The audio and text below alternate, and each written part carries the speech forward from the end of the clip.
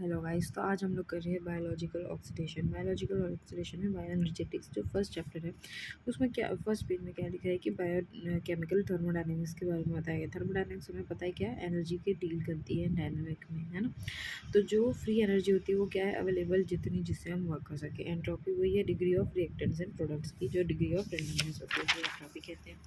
अब इसमें negative and positive delta G है। ये डेल्टा जी अगर नेगेटिव होता है तो स्पॉन्टेनियस है, और पॉजिटिव होता है तो नॉन स्पॉन्टेनियस रिएक्शन होती है। हाई एनर्जी कंपाउंड्स होते हैं, है ना। एटलीस्ट 7 कैलोरी पर मोल एट लीस्ट, ठीक है। अब अगर हम देखते हैं तो जो हाई एनर्जी कंपाउंड्स है वो 5 तरीके से क्लासीफाई है। एक तो है pyrophosphate, acyl phosphate, enol phosphate, thioester, guanidine phosphate या फॉस्फेटेंस। पायरोफॉस्फेट्स में आते हैं हमारे एटीपी और पायरोफॉस्फेट। और असाइल फॉस्फेट में आता है 1,3 bisphosphoglyceride, carbamoyl phosphate, acetyl phosphate. Enol phosphates में हमारे आते हैं फॉस्फोइनॉल पायरुवेट। थायो ईस्टर्स में आते हैं एसिटाइल कोए, एसाइल कोए। ग्वानिडो फॉस्फेट में आता है फॉस्फोक्रिएटिन, फॉस्फोआर्जिनिन, ठीक है। अब जो ये है फॉस्फो क्रिएटिन जो होता है वो वर्टिब्रेट में पाया जाता है, और फॉस्फो आर्जिनिन जो है इनवर्टिब्रेट मसल में पाए जाते हैं। हाई एनर्जी बॉन्ड्स जो होते हैं वो क्या होते हैं कि उनमें एसिड एनहाइड्राइड बॉन्ड्स भी प्रेजेंट होते हैं, ठीक है। अब लिपमैन ने क्या सिंबल दिया था, ये सिंबल दिया था to represent the high energy bond. अब ATP the most important high energy compound. Adenosine triphosphate जो होता है वो यूनिक और most important high energy molecule होता है लिविंग सेल का, ये हमें पता है। एटीपी क्या करती है, as a currency, energy currency की तरह यूज होती है एटीपी एडीपी साइकिल। अब देखो ये क्या है कि ट्राइफॉस्फेट है और एडेनिन राइबोस, ये हमारा अमीनो एसिड है, सॉरी नाइट्रोजनस बेस है, और ये हमारा शुगर है, और ये हमारा फॉस्फेट है। तो ये क्या हमारा स्ट्रक्चर ऑफ एटीपी है। अब आ जाओ, टर्नओवर ऑफ एटीपी जो होता है बहुत हाई होता है। एटीपी जो होता है वो एज इन क्या एनर्जी लिंक होती है between catabolism and anabolism. Synthesis of ATP दो तरीके से हो सकता है, ऑक्सीडेटिव होता है और सबस्ट्रेट लेवल। ऑक्सीडेटिव फॉस्फोराइलेशन ये क्या होती है, ये लिंक्ड होती है with the mitochondrial electron transport chain. तो मतलब ऑक्सीडेटिव फॉस्फोराइलेशन में क्या है, एटीपी तो बन रही है लेकिन किसके साथ बन रही है, इलेक्ट्रॉन ट्रांसपोर्ट चेन के साथ साथ। सबस्ट्रेट लेवल फॉस्फोराइलेशन जो होता है वो डायरेक्टली सिंथेसाइज होता है during substrate oxidation in the metabolism. High energy compound जैसे कि फॉस्फोइनॉल पायरुवेट, 1,3 बिसफॉस्फोग्लिसरेट, ये एंड सक्सिनाइल कोए क्या क्या कर सकते हैं, ट्रांसफ़र कर सकते हैं हाई एनर्जी फॉस्फेट को अल्टीमेटली एटीपी में। स्टोरेज फॉर्म्स क्या है हाई एनर्जी फॉस्फेट के, फॉस्फोक्रिएटिन है जो कि हमने क्या देखा था वर्टिब्रेट्स में है, और फॉस्फो आर्जिनिन जो है वो इनवर्टिब्रेट्स में, ठीक है ना। अब वही दिया गया है कि फॉस्फो आर्जिनिन रिप्लेस कर देता है फॉस्फोक्रिएटिन को। बायोलॉजिकल ऑक्सीडेशन, ऑक्सीडेशन क्या होता है, लॉस ऑफ इलेक्ट्रॉन, और रिडक्शन क्या होता है, गेन ऑफ इलेक्ट्रॉन। तो अगर Fe2+ है उसमें उससे एक इलेक्ट्रॉन निकल जाएगा तो क्या हो जाएगा, ऑक्सीडाइज हो जाएगा, और एक इलेक्ट्रॉन ऐड हो जाएगा तो रिड्यूस्ड हो जाएगा। ऑक्सीडेशन रिडक्शन जो है वो हाईली कपल्ड प्रोसेस है, क्योंकि ऑक्सीडेशन होगा तो एक का रिडक्शन ज़रूर होगा। अब रिडॉक्स पोटेंशियल क्या होता है, द ऑक्सीडेशन रिडक्शन पोटेंशियल या फिर सिंपली रिडॉक्स पोटेंशियल जो होता है वो क्वांटिटेटिव मेजर है tendency of a redox pair to lose or gain electron, यानी कि कितने जल्दी वो लूज़ कर रहा है या गेन कर रहा है इलेक्ट्रॉन का, उसका मेज़र क्या है, या उसका जो पोटेंशियल है उसको हम क्या कहते हैं, रिडॉक्स पोटेंशियल। अब जो जैसे जो जितना नेगेटिव होगा वो उतने ईजिली इलेक्ट्रॉन को दे देगा। The electrons flow from a redox pair with more negative to another redox pair with more positive, यानी इसे इलेक्ट्रॉन चाहिए हैं और ये इलेक्ट्रॉन दे देंगे अपने, ठीक है। अब इलेक्ट्रॉन ट्रांसपोर्ट चेन में मेनली क्या है कि अब जैसे कि हमें पता है कि कार्बोहाइड्रेट है, फैटी एसिड है, अमाइनो एसिड है, ये सब क्या होंगे, ऑक्सीडाइज होंगे और CO2 और H2 में चेंज हो जाएंगे। और इन ये जब CO2 और H2 में चेंज हो रहे होंगे तब यहाँ पे हमारे कुछ मेटाबॉलिक इंटरमीडिएट्स बनेंगे जो कि है NAD+ और FAD। अब जब ये NAD और FAD बनते हैं तो इसके साथ साथ हमारे क्या कहते हैं इलेक्ट्रॉन्स भी पास ऑन होते हैं, जिसको हम इलेक्ट्रॉन ट्रांसपोर्ट चेन कहते हैं या रेस्पिरेटरी चेन कहते हैं। फाइनली ये जो इलेक्ट्रॉन्स है वो ऑक्सीजन को क्या कर देते हैं, रिड्यूस कर देते हैं, यानी कि O2 में प्लस का एडिशन हो जाता है और क्या बन जाता है H2O। तो जो ये पासेज ऑफ इलेक्ट्रॉन है इसी को हमने क्या कह दिया ATC। और इसमें क्या हो रही है, कुछ एनर्जी भी लॉस हो रही है और जो कुछ इसकी एनर्जी है वो यूज़ भी होती है ATP जनरेशन के लिए। ठीक है, अब हम देखते हैं माइटोकॉन्ड्रिया। तो हमें पता है कि माइटोकॉन्ड्रिया में मेनली क्या बनता है, हमारा ATP बनता है। तो जो माइटोकॉन्ड्रिया होता है वो सेंटर होता है मेटाबॉलिक ऑक्सीडेटिव रिएक्शन का, इसलिए हम इसको पावर हाउस ऑफ सेल कहते हैं। माइटोकॉन्ड्रिया ऑर्गेनाइजेशन, माइटोकॉन्ड्रिया जो होता है वो उसमें 5 डिस्टिंक्टिंग पार्ट्स हैं। अब ये देखो कि ये कुछ इलेक्ट्रॉन ट्रांसपोर्ट का दिया गया है कि जैसे NAD बना है, NAD में क्या हुआ, एक H+ ऐड हो जाएगा तो NADH बन जाएगा।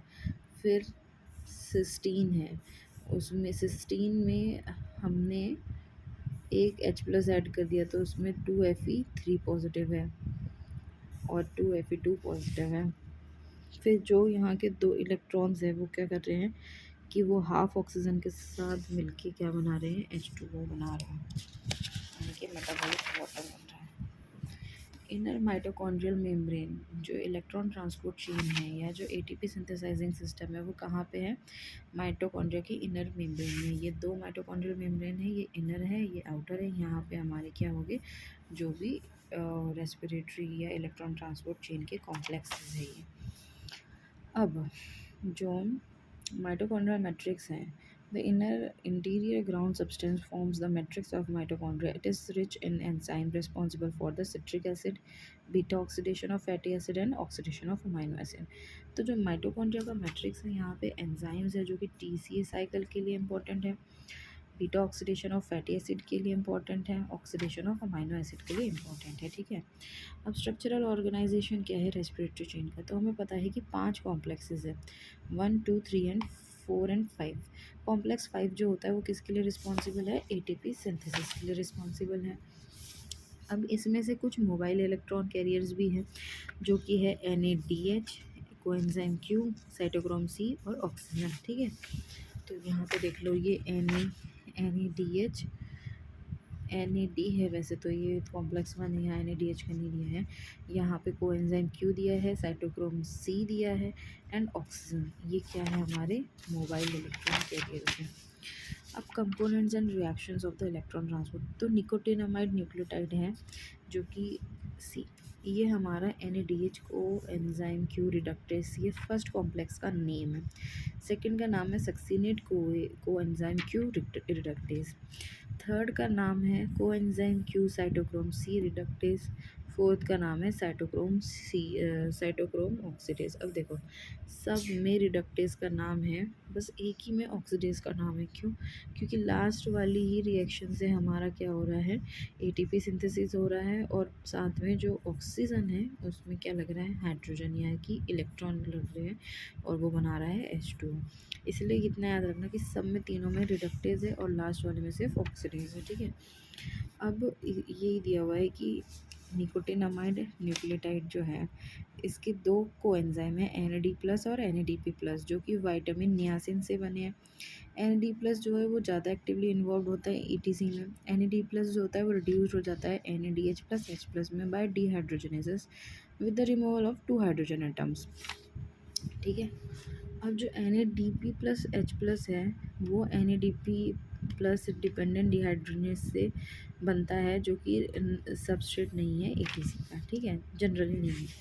अब फ्लेवोप्रोटीन जो एंजाइम है NADH डिहाइड्रोजनेज, और वो फ्लेवोप्रोटीन है with FMN as the prosthetic group. यानी NADH डिहाइड्रोजनेज जो है वो फ्लेवोप्रोटीन है कब, जब अगर उसका FMN है एज अ प्रोस्थेटिक ग्रुप। जो कोएंजाइम FMN है वो एक्सेप्ट करता है 2 इलेक्ट्रॉन एंड प्रोटॉन को to form FMNH2। NADH dehydrogenase जो है वो कॉम्प्लेक्स एंजाइम है जो कि क्लोजली एसोसिएटेड होता है नॉन हीम आयरन प्रोटीन्स के साथ। अब यहाँ पे कुछ इलेक्ट्रॉन ट्रांसपोर्ट चेन दिया हुआ है और उसके इनिबिटर्स दिए हुए हैं। तो जैसे जो फर्स्ट वाला है हमारा NADH को Q रिडक्टेस कॉम्प्लेक्स 1 का जो इनिबिटर है वो है अमाई एमिटल रोटेनॉन पियर्सिडिन और मिक्सिडिन करके भी एक है। एंटीमाइसिन A एंड BAL जो है वो साइटोक्रोम मतलब कॉम्प्लेक्स 2 का है। जो कि अब देखो Na+ से जो इलेक्ट्रॉन है वो FMN में जाएंगे, FMN से कोएंजाइम क्यू में जाएंगे, बट ये इसका इनहिबिटर तो यहाँ पे ये रोक देगा। कोएंजाइम क्यू से साइटोक्रोम बी में जाएंगे, साइटोक्रोम बी से साइटोक्रोम C1 में जा रहेंगे, लेकिन साइटोक्रोम बी और C1 के बीच में एंटीमाइसिन और Bl के इनहिबिटर है। साइनाइड, कार्बन मोनोऑक्साइड और सोडियम आजाइड जो है ये कॉम्प्लेक्स थर्ड के इनहिबिटर है। अब कोएंजाइम क्यू के बारे में दिया हुआ है कि इसको क्या बोलते हैं, यूबिक्विनोन भी कहते हैं। ये एक आइसोप्रोनाइड है, इसमें 10 आइसोप्रोनाइड रिंग्स हैं। कोएंजाइम क्यू जो लाइफोफिलिक इलेक्ट्रॉन कैरियर यानी ये लिपिड लविंग है। अब ये एक्सेप्ट करता है इलेक्ट्रॉन को फ्रॉम FMNH2 जो कि ETC में बनते हैं बाय NADH डिहाइड्रोजनेज या FADH2 से बनते हैं। कोएंजाइम क्यू जो है वो माइकोबैक्टीरिया में नहीं है। तो अगर ये क्वेश्चन आता है कि कौन सा एंजाइम नहीं है बैक्टीरिया, माइकोबैक्टीरिया में, तो कोएंजाइम क्यू नहीं है। विटामिन के जो है वो सिमिलर फंक्शन करता है as in coenzyme Q in this organism. Coenzyme Q has no vitamin precursor in animals, it is directly synthesize in the body, body में ही ये बनता है। अब साइटोक्रोम आर जो साइटोक्रोम होते हैं वो क्या है, कॉन्जुगेटेड प्रोटीन है, जिसमें क्या है, एक तो हीम ग्रुप होगा ही होगा। जो आयरन होता है, आयरन और हीम इन साइटोक्रोम जो होता है वो अल्टरनेटली ऑक्सीडाइज होता है और रिड्यूस होता है, जो कि इसेंशियल होता है transport of electron in ETC में। मतलब एक बार तो वो ऑक्सीडाइज होगा, फिर रिड्यूस होगा, ऐसे कर करके क्या होगा, इलेक्ट्रॉन आगे पास ऑन होता जाएगा, इसलिए ये इंपॉर्टेंट है। 3 साइटोक्रोम्स जो है वो इनिशियली डिस्कवर हुए थे, वो थे साइटोक्रोम A, B और C।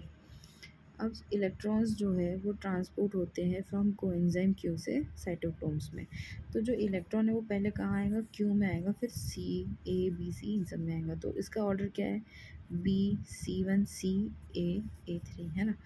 तो सबसे पहले क्या से आएगा, cytochrome Q, B, C1, C, A, A3। अब साइटोक्रोम C जो है वो small protein containing 104 amino acid है, और इसमें एक हीम ग्रुप है। साइटोक्रोम A एंड A3 जो है, and the term cytochrome oxidase is frequently used to collectively represent cytochrome A and A3, which is the terminal component of ETC. Cytochrome oxidase is the only electron carrier the heme iron of which can directly react with molecular oxygen। अब देखो cytochrome oxidase जो कि last वाला complex है, वो सिर्फ ऐसा electron carrier है हीम आयरन का जो डायरेक्टली रिएक्ट करता है मॉलिकुलर ऑक्सीजन के साथ। इसके साथ साथ heme with iron, these oxidase also contain copper that undergoes oxidation reduction during the transport of electrons. In the final stage of ETC, the transported electrons, the free proton, and the molecular oxygen combine to produce water. Inherited disorders क्या है ETC के, mitochondrial encephalopathy, lactic acidosis and stroke. MELAS इसके हैं inherited disorder, mitochondrial encephalopathy, lactic acidosis and stroke. ये inherited disorder है, क्यों, क्योंकि deficiency है NADHQ की, ऑक्सीडेज रिडक्टेज की और साइटोक्रोम ऑक्सीडेज की, फर्स्ट कॉम्प्लेक्स और फोर्थ कॉम्प्लेक्स की। Alzheimer's disease and diabetes mellitus में भी मेलास का इन्वॉल्वमेंट है। फैटल इन्फेंटाइल माइटोकॉन्ड्रियल मायोपैथी जो होता है वो रिड्यूस्ड और एब्सेंस ऑफ मोस्ट ऑक्सीडोरिडक्टेजेस की वजह से होता है। तो हमने क्या क्या देखा, एक तो है माइटोकॉन्ड्रियल एनसेफेलोपैथी या एनकेलोपैथी, लैक्टिक एसिडोसिस एंड स्ट्रोक, इस ये क्या है, इनहेरिटेड डिसऑर्डर है। दूसरा अल्जाइमर में भी इसका है हाथ है। फेटल इन्फेंटाइल माइटोकॉन्ड्रियल मायोपैथी में क्या क्या एब्सेंट होते हैं, ऑक्सीडोरिडक्टेजेस। अब ऑक्सीडेटिव फॉस्फोराइलेशन, सिंथेसिस जो होता है ATP का और ADP और PI से, वो इलेक्ट्रॉन ट्रांसपोर्ट के थ्रू ही होता है, और वो कॉम्प्लेक्स 5 में ही होता है। ये क्या है, हमारा साइट ऑफ ऑक्सीडेटिव फॉस्फोराइलेशन है। PO रेशियो क्या होता है, वो number of inorganic phosphate molecule जो यूटिलाइज हो रहे ATP में हर generation of 1 atom of oxygen में, यानी कि जब हम एक एटम ऑफ ऑक्सीजन बना रहे हैं तो कितने हमारे इनऑर्गेनिक फॉस्फेट यूज़ हो रहे हैं, वही हमारा PO रेशियो है। PO रेशियो क्या है, was assigned to NADH while it was, हाँ, PO रेशियो NADH का है 3 और FADH का है 2, यानी 3 NADH की वजह से जो इनऑर्गेनिक फॉस्फेट बनेंगे उससे हमारे कितने ATP, उससे हमारे 3 ऑक्सीजन एटम बन रहे हैं, ठीक है, और 2 से 2। अब it may be summarized that the oxidation of one NADH through ETC coupled with oxidative phosphorylation generate 2.5 ATP। But अभी रिसेंटली क्या पाया गया कि 2.5 ATP क्या देता है, NADH देता है, और FADH कितना देता है, 1.5 ATP देता है। साइट्स क्या है ऑक्सीडेटिव फॉस्फोराइलेशन की इलेक्ट्रॉन ट्रांसपोर्ट चेन में? Oxidation of FMNH2 by coenzyme Q, oxidation of cytochrome B by cytochrome C1, cytochrome oxidase reaction. Energetics देख लेते हैं थोड़ा सा। एनर्जेटिक्स में क्या है कि हाफ O2 में NADH plus plus H plus क्या बना रहा है, H2 और NAD प्लस बना रहा है ना, क्योंकि लास्ट में तो हमें क्या चाहिए, मेटाबॉलिक वाटर चाहिए, वाटर बन गया हमारा। अब जो हमने देखा था कि NADH होता है वो कितने हमें एनर्जी देता है, 2.5 ATP दे देता है, और NADH जो ऑक्सीडाइज होता है वो इक्वल होता है 18.25 कैलोरी की, अगर कैलोरी में देखें तो एफिशिएंसी क्या है 35.10। इसका मतलब ये है कि when NADH is oxidized about 35% of energy is trapped in the form of 2.5 ATP and the remaining is lost as heat. इसका मतलब ये है कि जब NADH ऑक्सीडाइज हो रहा है तो कितनी 35% ऑफ एनर्जी जो होती है वो बच जाती हैं, किसके फॉर्म में, ATP के फॉर्म में, और बाकी जो है हीट के फॉर्म में लॉस हो जाती हैं। अब हीट जो है वो नेसेसरी होता है बॉडी टेम्परेचर मेंटेन करने के लिए। अब मैकेनिज्म ऑफ है ऑक्सीडेटिव फॉस्फोराइलेशन, इस तरीके से ये वर्क होता है। इसके लिए हमें 2 हाइपोथेसिस बेसिकली दी गई है, केमिकल, एक तो है केमिकल कपलिंग हाइपोथेसिस और एक केमियोस्मोटिक हाइपोथेसिस। केमिकल कपलिंग हाइपोथेसिस जो है वो एडवर्ड सेल्टर ने दी थी। इनके हिसाब से जो केमिकल कपलिंग हाइपोथेसिस है उसमें during the course of electron transport in respiratory chain a series of phosphorylated high energy intermediates are first produce which are utilized for the synthesis of ATP। इनके हिसाब से हाई एनर्जी इंटरमीडिएट्स जैसे कि NADH FADH ये सब बनेंगे और उसके बाद फिर हमारा ATP बनेगा। These reactions are believed to be analogous to the substrate level phosphorylation that occurs in glycolysis or citric acid cycle. However, this hypothesis lacks experimental evidence। पर इनके पास कुछ experimental evidence नहीं था, इसके वजह से ये isolate नहीं कर पाए और ये successful नहीं रह पाया। अब आता है केमियोस्मोटिक हाइपोथेसिस जो कि पीटर मिशेल ने दी थी और ये बहुत एक्सेप्टेड हाइपोथेसिस है। इनके हिसाब से क्या था कि एक प्रोटॉन ग्रेडियंट होता है, इनर माइटोकॉन्ड्रियल मेम्ब्रेन जिसे कि इम्परमेबल होती हैं प्रोटॉन को एंड हाइड्रोक्सिल को। जो ट्रांसपोर्ट होता है इलेक्ट्रॉन का वो कपल हो ETC is coupled with the translocation of proton across the inner mitochondrial membrane, coupling membrane from the matrix to the intermembrane space. The pumping of protons results in the electrochemical और proton gradient। तो इनके हिसाब से ये था कि जो inner mitochondrial membrane है वो इम्परमेबल है प्रोटॉन और हाइड्रोक्सिल को, बट जो ट्रांसपोर्ट होता है इलेक्ट्रॉन का ETC के थ्रू वो कपल होता है ट्रांसलोकेशन ऑफ प्रोटॉन में। अब ETC के थ्रू क्या हो रहा है कि हमारे प्रोटॉन्स ट्रांसपोर्ट हो रहे हैं। अब इसकी वजह से एक इलेक्ट्रोकेमिकल प्रोटॉन ग्रेडियंट जनरेट हो जाएगा मैट्रिक्स और मेम्ब्रेन में। ये क्या होता है कि एक्यूमुलेशन हो जाता है हाइड्रोनियम आयंस का on the outer side of the inner mitochondrial membrane then the inner side. यानी इनर माइटोकॉन्ड्रियल मेम्ब्रेन जो है ये इनर माइटोकॉन्ड्रियल मेम्ब्रेन, इसके बाहर साइड यहाँ पे क्या हो जाएगा, हाई H प्लस है, और इसके अंदर साइड यहाँ लो H प्लस है इनर साइड में, यानी कि ये मैट्रिक्स है, यहाँ पे लो H प्लस है। इसके वजह से the proton gradient developed due to the electron flow in the respiratory chain is sufficient to result in the synthesis of ATP from ADP and PA. Enzyme system for ATP synthesis. ATP synthesis present in the complex 5 utilizes the proton gradient for the synthesis of ATP. अब ये जो protons है इन सब का use होता है ATP बनाने में। ये इसके लिए हमें ATPase एंजाइम चाहिए, क्योंकि हम क्या कर रहे हैं, एटीपी बना रहे हैं। एटीपी सिंथेस जो होता है वो कॉम्प्लेक्स एंजाइम है, और उसमें दो फंक्शनल सब यूनिट्स हैं, F1 और F0। स्ट्रक्चर जो होता है वो कंपेरेबल है लॉलीपॉप से।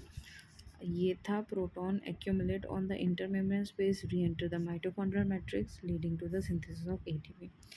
अब यहाँ पे जो हाई H+ हो गए थे ये ATP5 के थ्रू आएंगे और यहाँ पे मैट्रिक्स में H+ की कंसंट्रेशन को बढ़ा देंगे। अब rotatory motor model of ATP generation.